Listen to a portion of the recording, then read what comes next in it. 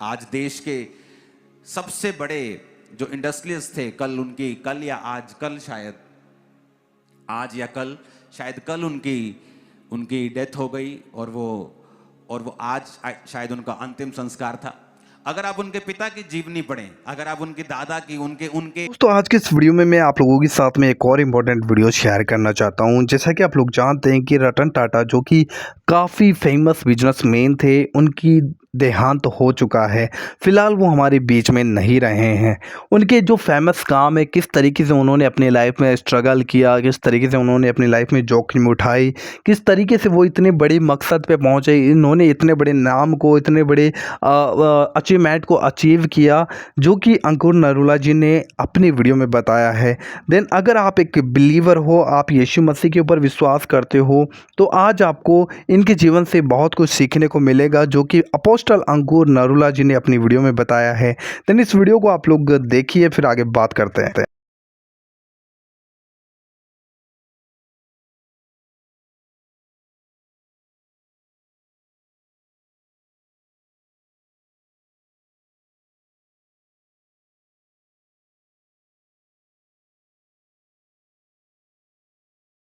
मैंने देखा है पास्टर कई बहुत इजी लाइफ जीते हैं, बिल्कुल भी रिस्क नहीं लेना चाहते, लेकिन मैं जानता हूं कि सेवकाई को खड़ा करने में किस किस तरह के रिस्क आए हैं, किस किस तरह की चीजें आई हैं जो गवाही देने योग्य नहीं है, जिनकी गवाही नहीं दी जा सकती, लेकिन वो सारे रिस्क शामिल होते हैं फर्स्ट जनरेशन क्रिश्चियन बंदे की लाइफ में।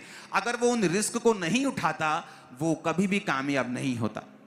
आज देश के सबसे बड़े जो इंडस्ट्रियलिस्ट थे, कल या आज, कल शायद आज या कल शायद कल उनकी डेथ हो गई और वो आज शायद उनका अंतिम संस्कार था।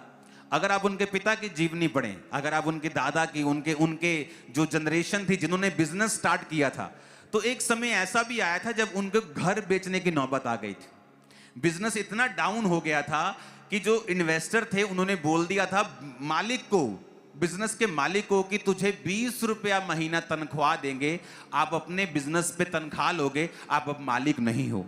लेकिन जिसने इतना बड़ा बिजनेस खड़ा किया, आज हमें बड़ा बिजनेस नजर आता है। आज चर्च में अगर आप निगाह मार लोगे ना, तो हजारों चीजें टाटा की लगी मिलेंगी, लोहे से लेके, कई बार आपको शेड से लेके, आपको हर चीज आपको टाटा की मिलती है। क्यों? एक बंदे ने रिस्क लिया, अपने परिवार से उठा, अपने परिवार को छोड़ के वो मुंबई आ गया। परिवार वाले जाने नहीं दे रहे थे, लेकिन कहता कुछ बड़ा करना है। जब मुंबई आया तो काम शुरू किया, नौबत आ गई, घर बेचना पड़ गया। अपना घर लास्ट बेचा तो उस बिजनेस को सहारा मिला और वो चला।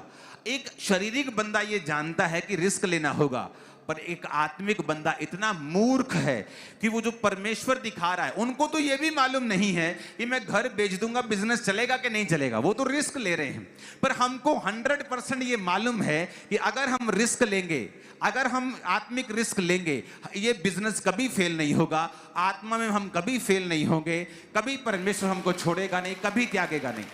ऐसा एक भी विश्वासी बाइबल में नहीं है जो अब्राहम के समान, जिसने परमेश्वर को फॉलो किया हो और बाद में परमेश्वर ने उसको पूछा ना हो, या बाद में परमेश्वर ने उसको छोड़ दिया हो, या उसको रिस्क लेने का कोई फायदा ना हुआ हो। मैंने रिस्क लिया है, पैसों का भी लिया, जान का भी लिया, रिश्तेदारों का लिया, दोस्तों का लिया, हर चीज का रिस्क लिया। आज हर चीज मेरे पास बहुतायत में है क्योंकि मैंने वो रिस्क लिया। आज अन्य लोगों के पास वो चीजें क्यों नहीं है? क्योंकि उन्होंने रिस्क नहीं लिया। हालेलुया। अभी दोस्तों आप लोगों ने इस वीडियो में देखा कि अंकुर नरूला जी ने किस तरीके से रतन टाटा के बारे में बताया है कि ये किस तरीके का व्यक्ति था जिसने अपनी लाइफ में रिस्क लिया, और ये काफ़ी रिस्क लेकर ये आज इस अमीरी के, जिसने अपनी लाइफ में स्ट्रगल किया और उसने अपनी लाइफ में जोखिम लिया, और वही जोखिम ने इसे अपनी लाइफ में कितना आगे बढ़ाया। आज मसीह लोग अपनी आत्मिक लाइफ में जोखिम नहीं लेना चाहते, वो बढ़ना नहीं चाहते, वो बढ़ना तो चाहते हैं लेकिन वो जोखिम लेना नहीं चाहते हैं। लेकिन कितनी आसानी से अपोस्टल अंकुर नरूला जी ने इस बात को समझा दिया कि मसीह लोगों को अपनी लाइफ में जोखिम लेना जरूरी है। आज बहुत से मसीह लोग हैं जो इस बात को समझते हैं कि अगर मैं यीशु मसीह को संपूर्ण रीति से ग्रहण कर लूँगा, अगर मैं बपतिस्मा ले लूँगा, तो समाज मुझे क्या कहेगा, लोग मुझे क्या कहेंगे, मेरे घर वाले मुझे छोड़ देंगे, ये हो जाएगा, वो हो जाएगा, तरह तरह के सवाल लेकर आते हैं और कहीं ना कहीं प्रभु यीशु मसीह का इनकार होता है। लेकिन इस समय इन लोगों को ये समझना चाहिए, सोचना चाहिए कि बाइबल में प्रभु यीशु मसीह ने साफ इन बातों का जिक्र किया है। प्रभु यीशु मसीह ने कहा अगर तुम संसार में मुझे स्वीकार करोगे तो मैं भी पिता के सामने तुम्हें मान लूँगा। लेकिन आज इस वचन को संपूर्ण रीति से आज मसीह लोग स्वीकार करना नहीं चाहते, समझना नहीं चाहते, वो विश्वास नहीं करना चाहते। उन्हें डर है, समाज क्या कहेगा, लोग क्या कहेंगे, हमारे विरोध में बातें होंगी, हमें सताव होगा, दुख होगा। लेकिन अफसोस है, हम सच्चाई को जानकर भी इन चीज़ों को छोड़ नहीं पा रहे हैं, प्रभु यीशु मसीह को अपना जीवन नहीं दे पा रहे हैं। तो हमें कितना ऐसे लोगों के साथ में इनके जीवन से सीखना चाहिए कि ये लोग अपनी लाइफ में जो परमेश्वर को भी नहीं जानते, ये रिस्क लेते हैं। तो हमें अपनी स्पिरिचुअल लाइफ के अंदर कितना रिस्क लेना जरूरी है। जब हम परमेश्वर के लिए रिस्क ले रहे हैं तो सोच कर देख लो, वो जीवित परमेश्वर है, वो आपको कभी छोड़ेगा नहीं, वो आपको कभी भी शर्मिंदा नहीं होने देगा। आज अगर आप यीशु मसीह को जानते हो और उसके लिए आप अपनी लाइफ के अंदर रिस्क नहीं ले रहे हो, तो ये आपके लिए अफसोस की बात है। आपको प्रभु यीशु मसीह के लिए अपने आत्मिक जीवन में रिस्क लेना चाहिए। आपको संपूर्ण रीति से प्रभु यीशु मसीह को अपना जीवन देना चाहिए। आप कुछ भी कर रहे हो, यीशु मसीह के लिए आप करो, तो परमेश्वर पलटा देने वाला परमेश्वर है। वो सच में वो आपको बदला देगा, वो उसका प्रतिफल आपको देगा, वो उसका रिवार्ड आपको देगा। आप क्या कर रहे हो मसीह में आने के बाद में, परमेश्वर सब कुछ देख रहा है। देन दोस्तों, अभी आगे आप लोगों के साथ में एक और परमेश्वर का बहुत ही सामर्थ्य वचन मैं आप लोगों के साथ में शेयर करने जा रहा हूं। तो प्लीज़ आप लोग इस वीडियो को भी आगे ज़रूर देखिएगा और रिक्वेस्ट है कि आप लोग इस वीडियो को ज़्यादा से ज़्यादा शेयर कीजिए, ताकि ये वीडियो और भी लोगों तक पहुंच सके, लोग जान सके कि हमारा जीवन मसीह में कैसा होना चाहिए, आखिर कैसा है, ताकि वो अपने आप को परख सके। आइए इस वीडियो को हम लोग देखते हैं। हम बोलते हैं कि अगर 1000 में से कोई एक बचना होगा, वो एक कौन होगा? तुम हो। 2 हफ्ते पहले मैं दुबई गया था और जिस दिन मैं दुबई पहुंचा, बारिश का मेरे साथ बहुत करीब संबंध है। जब ये सेवकाई शुरू हुई थी 2009 में, संडे सेवकाई, और मैंने एक मीटिंग रखी। मैंने कहा मीटिंग रखते हैं बड़ी, उसके बाद संडे सेवकाई की शुरुआत करते हैं। मीटिंग में इतनी बारिश आई, इतनी आई, टेंट उड़ गया, स्टेज उड़ गई, मीटिंग हुई नहीं। पता लोग क्या बोले? पास्टर्स, दूसरे पास्टर जो जलसी करते वो तो बोले, कहते देखा ये सेवकाई रब वालों है नहीं की, इस करके सारा कुछ उठ गया देखो। और जब मुझे मालूम हुआ कुछ दिनों के बाद कि पास्टर ऐसा बोल रहे हैं, मैंने कहा ये निशानी है कि परमेश्वर शैतान के परखच्चे उड़ा देगा इस सेवकाई से।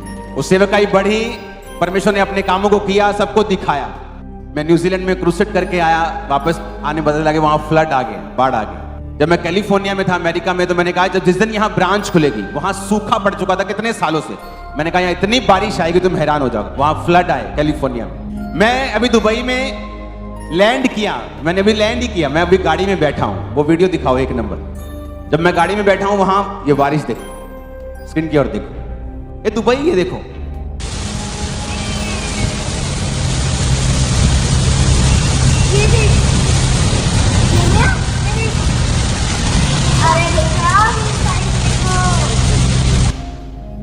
सुनो, ये दुबई में ऐसा होता नहीं है, बारिश नहीं होती, वहां होती है तो बहुत थोड़ी होती है, जस्ट, और निकल जाती है आगे। ये पहला दिन था जब मैं गया, पहले दिन वहां बारिश हुई, 2 दिन बारिश हुई। मैं अपने ठिकाने पे पहुंच गया, अगले दिन हम शहर में गए। उसकी एक पिक्चर है मेरे पास, उसका प्रूफ। ये दुबई फ्रेम है पीछे, और ये मैं हूं, वाइफ है, दुबई फ्रेम पीछे। तो ये वो एरिया जहां सबसे ज्यादा बारिश हुई। एक और वीडियो देखेंगे हम, ये तब की है, सुनो, इसको रोको। जब मैं शहर में था तो बारिश दूसरे दिन, पहले दिन बारिश हो गई, सुबह ठीक था, हम शहर में घूमने के लिए चले गए। उस दिन हम वहीं थे जहां पर सबसे ज्यादा बारिश हुई, जो सबसे ज्यादा फ्लड इफेक्टेड एरिया था। पता नहीं है परमेश्वर जानबूझ के मुझे वहां लेके गया।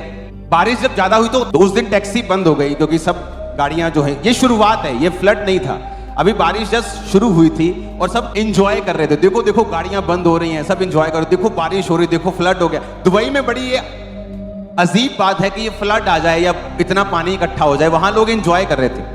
तो ये मैं रेस्टोरेंट में बैठा हुआ था ऊपर, और मेरे साथ अरबी फैमिलीज थी, तो हम सभी एंजॉय कर रहे थे बारिश देख, गाड़ियां जब पानी से निकल रही थी, तो अभी तक एंजॉय चल रहा था। ये वो वीडियो इस तरह से, ये मेरी बनाई वीडियो खुद की। ये भी शुरुआत थी, अभी बारिश इतनी नहीं थी, इस तरह से गाड़ियां थी, वहां के लोगों को पानी की आदत नहीं है। ये बुर्ज खलीफा। सुनो मेरी बात, हुआ क्या, अब शाम पड़ गई, एक्स्ट्रा बारिश हो गई, लोगों की गाड़ियां डूब गई, हाहाकार मच गया सब तरफ। अब हमें घर वापस जाना है और कोई टैक्सी, मैंने एक बस वाले को 25,000 रुपये ऑफर किया कि 25,000 रुपये ले ले, जस्ट 20-30 किलोमीटर मेरा घर है, मुझे छोड़ के। कोई छोड़ने के लिए तैयार नहीं था। हमने फैसला किया ठीक है हम यहाँ होटल लेते हैं, रात को होटल में बिताते हैं, तो होटल बुक के बाद बुक हो रहे थे। इमेजिन करो, कोई टैक्सी, सब गाड़ियां बंद हो रही थी, बिल्कुल क्लोज थी, बड़ा इतना इतना पानी था, गाड़ी जो जाती थी पानी में बंद होती थी, बड़ी गाड़ियां भी बंद, ट्रक भी बंद, बसें भी बंद। तो मैं एक होटल बुक करने के लिए जा रहा हूं, मैं अकेला था वहां पे, फैमिली मेरी पीछे रेस्टोरेंट में वेट कर रही थी। एक बिल्कुल बारीक टैक्सी, लंबी टैक्सी जो बिल्कुल पानी में नहीं जा सकती, मैंने उसको कहा, मैंने तूने मुझे आज घर लेके जाना है छोड़ने के। कहता ठीक है जी। आप इमेजिन करो, हम 8 जने लंबी गाड़ी, छोटी गाड़ी में बैठते हैं, पॉसिबल नहीं, वहां तो 1 जना 2 जने भी एक्स्ट्रा नहीं बिठाते हो, रूल है वहां का। 8 जने छोटी गाड़ी में बैठे, पानी के बीच से निकले, एक बार घर में पहुंचे।